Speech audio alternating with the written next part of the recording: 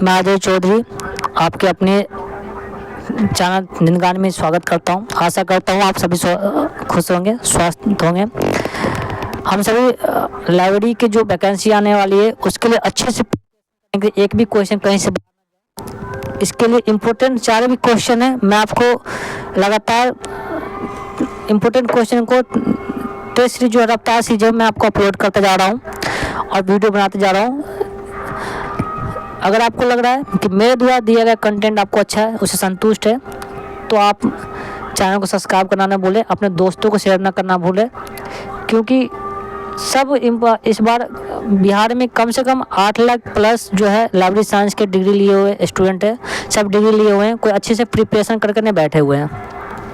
तो इसलिए एक भी क्वेश्चन बाहर ना जाए, एक भी क्वेश्चन मेरे से ना छूटे, इसलिए मेरे पास जितने भी प्रीवियस क्वेश्चन है मैं आपको बता रहा हूँ। और इसमें जो प्लेटफॉर्म के जो बुक है उसमें भी सारे इंपॉर्टेंट क्वेश्चन ही डाले हुए हैं, मैंने अच्छे से उसको चेक किया था। ठीक है, तो नेक्स्ट क्वेश्चन की ओर हम, प्रीवियस क्वेश्चन हमने 67 तक मैंने अपडेट कर दिया था। नेक्स्ट क्वेश्चन आपके सामने में 68 कर रहा है कि national programme of on technology and hand learning NPTEL किसके पहल है?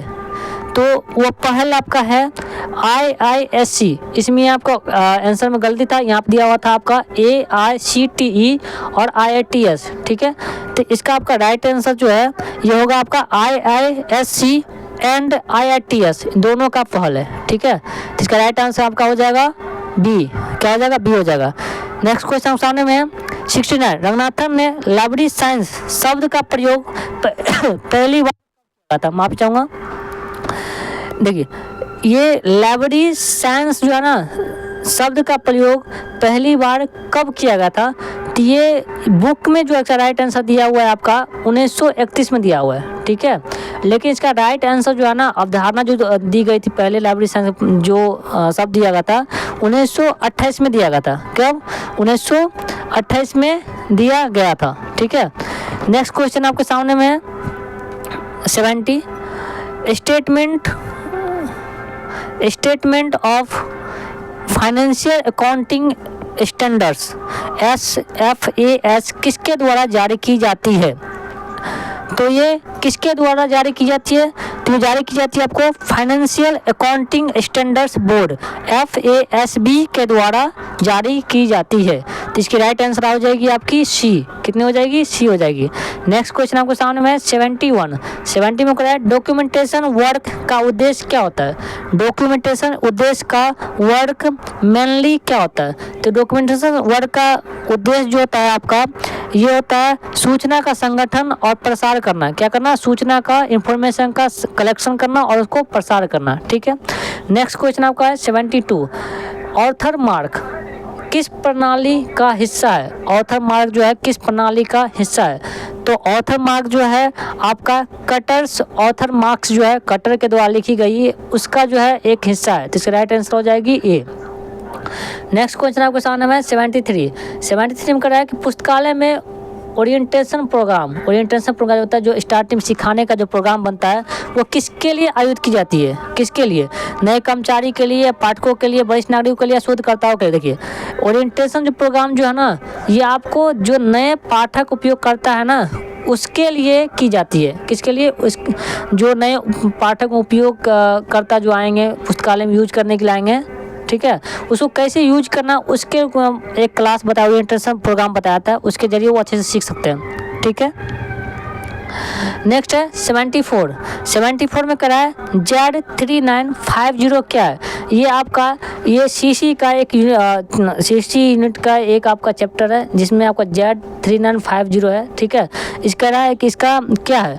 तो ये आपका एक नेटवर्क प्रोटोकॉल है जो डेटा वर्स खोज और पुनर्प्राप्ति को सक्षम बनाता है। ठीक है, तो राइट आंसर हो जाएगा इसका आपका बी। क्या हो जाएगा? बी इसका राइट आंसर हो जाएगा। ठीक है, नेक्स्ट क्वेश्चन आपके सामने में 75 में करा है मीडिया लिटरेसी में क्या शामिल है? मीडिया लिटरेसी जो है ना उसमें क्या क्या शामिल है?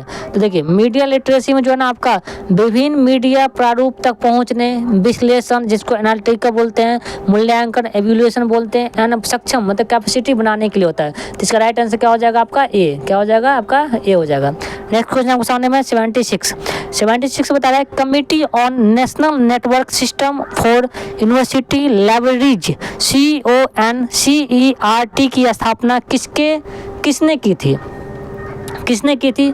तो आपको वो स्थापना की थी यूजीसी ने। किसने की थी? यूजीसी, यूनिवर्सिटी ग्रांट कमीशन ने की थी। ठीक है, यूनिवर्सिटी की स्थापना कब की थी? आपको 1953 में की गई थी। नेक्स्ट क्वेश्चन आपको सामने में 77 सीसी में मतलब कोलन क्लासिफिकेशन में राउंड एंड लेवल्स का प्रयोग किस पक्ष के लिए होता है? राउंड्स एंड लेवल का प्रयोग सीसी में किस पक्ष के लिए होता है?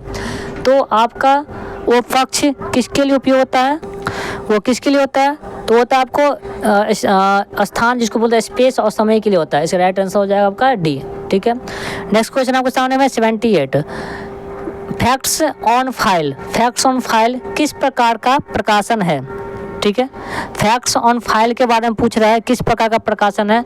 तो आपका है समाचार पत्र। इसका राइट आंसर हो जाएगा आपका डी। ठीक है, next question 78 facts on file किस प्रकार का प्रकाशन है? तो आपका समाचार डाइजेस्ट सामाजिक घटनाओं का है। नेक्स्ट क्वेश्चन आपका 79 पुस्तकालय पुस्तकों का शेल्फिंग के लिए न्यू इंग्लैंड मेथड विकसित किया था, वो क्या था? चार्ल्स सीवेट ने।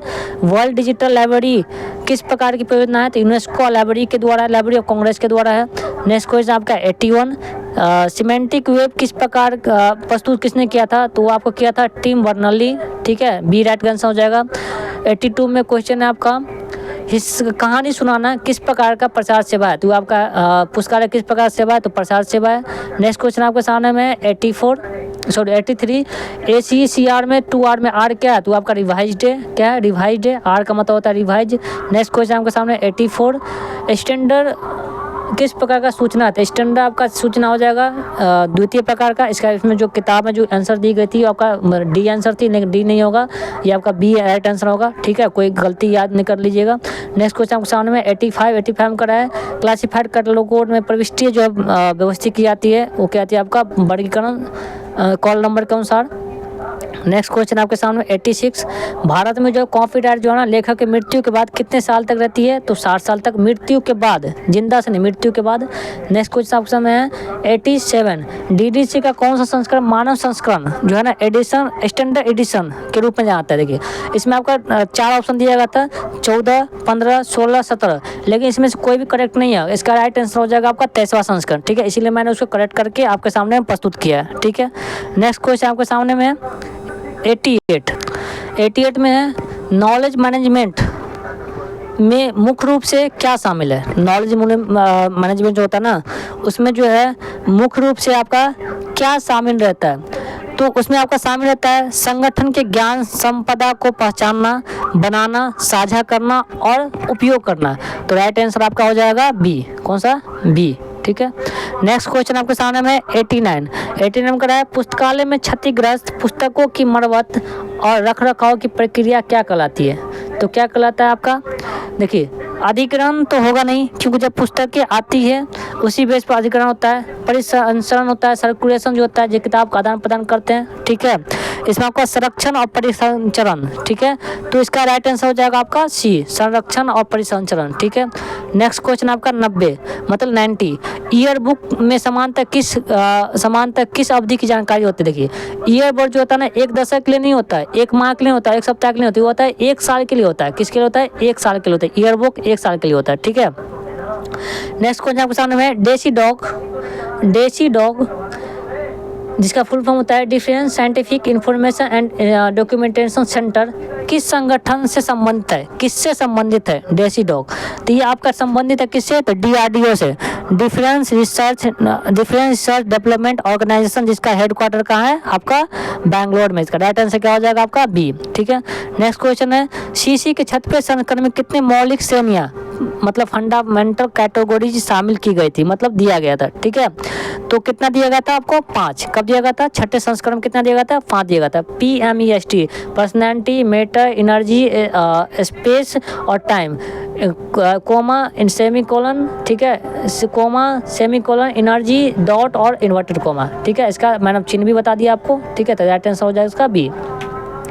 नेक्स्ट क्वेश्चन आपके सामने दिया हुआ है क्वेश्चन है आपका 93, RSS फीड्स का उपयोग पुस्तकालय किस लिए कर सकते हैं। RSS जो है ना पुस्तकालय किस लिए करता है या कर सकते हैं, तो वो कर सकता है आपको नई सूचनाओं का अपडेट और स्वचालित रूप से विस्तार करने के लिए। ठीक है, तो राइट आंसर क्या हो जाएगा इसका, आपका ए हो जाएगा। नेक्स्ट क्वेश्चन आपका है 94, कौन सा है 94 में क्या कह रहा है आपका, एक्सेशन रजिस्ट्रेशन पुस्तकालय में क्या दर्ज करता है। देखिए एक्सेशन रजिस्ट्रेशन जो है ना पुस्तकालय में जो है आपका क्या दर्ज करता है। ठीक है, तो इसका ऑप्शन इसमें दिया है पाठकों की सूची।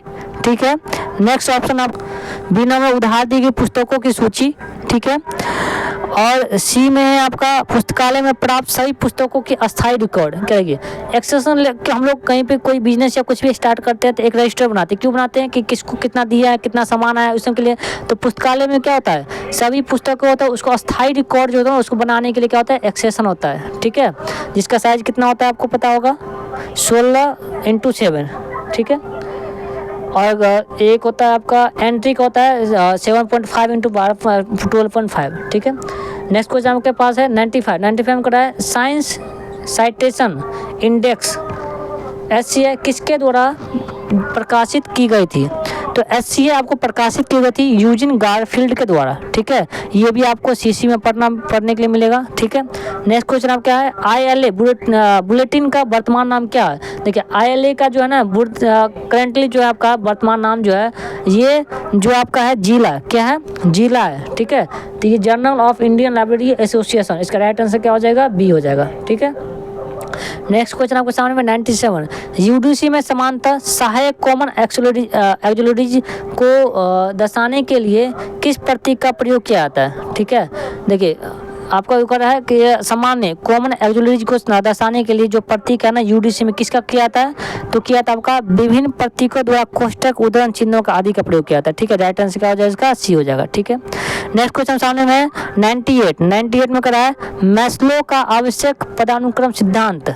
ठीक है, Maslow hierarchy of the needs पुरस्कार प्रबंधन के लिए किस पहलू से संबंधित है। तो आपका किस पहलू संबंधित है, तो आपका है कर्मचारी अभिप्रेरण से, मतलब कर्मचारी जो मोटिवेशन से। ठीक है, नेक्स्ट क्वेश्चन आपके सामने में है 99 का है consortium for education communication CEC किसकी एक संस्था है। तो किसकी संस्था है ये आपका, तो ये आपका जो संस्था है आपका UGC की, किसकी, UGC की, जो किससे रिलेटेड है, तो UGC रिलेटेड, UGC के द्वारा माफी चाहूँगा AICTE। ठीक है, नहीं माफी चाहूँगा, ये आपका जो है ना यहाँ पे ऑप्शन में जो किताब का बुक में जो आंसर दिया गया रॉन्ग है। ठीक है, इसमें आपका राइट आंसर हो जाएगा आपका B UGC related to BG। देखो मैंने ऊपर में भी लिखा हुआ राइट का। ठीक है, लेकिन बुक का जो है ना इसका आपको बार आंसर को गलत रहता है, तो इसका राइट आंसर आपको हो जाएगा B। नेक्स्ट क्वेश्चन आपका DRTC का स्थापना किसके द्वारा की गई थी, अब की गई थी। देखिए DRTC का स्थापना जो है 1962 में, वैसे तो हुई थी 1961 में, दिया गया 1962 में अशोकनाथन के द्वारा की गई थी। राइट आंसर क्या हो जाएगा आपका, A हो जाएगा। ठीक है, तो आज के जिस प्रकार मैंने बताया था कि रफ्तार सीरीज में कम से कम 4500 से 7500 क्वेश्चन हम लोग ऑब्जेक्टिव बनाएंगे, जिसमें मैंने आज आपको जो है करेंटली में कम से कम 100 क्वेश्चन मैंने अभी तक मैंने 300 टोटल सीरीज में क्वेश्चन बता दिए हैं। अगर आप लोग नहीं देखे हैं तो मेरे चैनल में जाके मेरे वीडियो को देख सकते हैं। इसमें सारे इंपॉर्टेंट क्वेश्चन ही और प्रीवियस ईयर के ही हैं, जिसमें DSSB RPSC set UGC net सारे क्वेश्चन इसमें डाले हुए हैं। तो आप प्रीवियस ईयर के क्वेश्चन भी देख सकते हैं, प्रीवियस का जो क्वेश्चन उसमें देख सकते हैं। ठीक है, जो मैंने सीरीज बनाया है, और आपको लग रहा है कि मेरे द्वारा दिया गया कंटेंट अच्छा लग रहा है, तो आप मेरे मेहनत के लिए देने का फल देने के लिए अगर आपको लग रहा अच्छा है तो आप मेरे चैनल को सब्सक्राइब कर सकते हैं, बेल आइकन को ऐड कर चालू कर सकते हैं, एक्शन में डाल सकते हैं, जिससे क्या होगा कोई भी मेरा द्वारा बनाया गया वीडियो आएगा सबसे पहले आपके पास पहुंचेगा। कोई भी स्टेट या फिर आपका टीचर से या फिर लाइब्रेरी साइंस से कोई भी रिलेटिव इन्फॉर्मेशन न्यू आएगा सबसे पहले आपके पास पहुंचे। ठीक है, तो आज के लिए इतना ही। जय हिंद, जय भारत। अपने दोस्तों के साथ शेयर करना नहीं भूलेंगे। ठीक है, तो आज के लिए इतना ही। धन्यवाद। जय हिंद, जय भारत।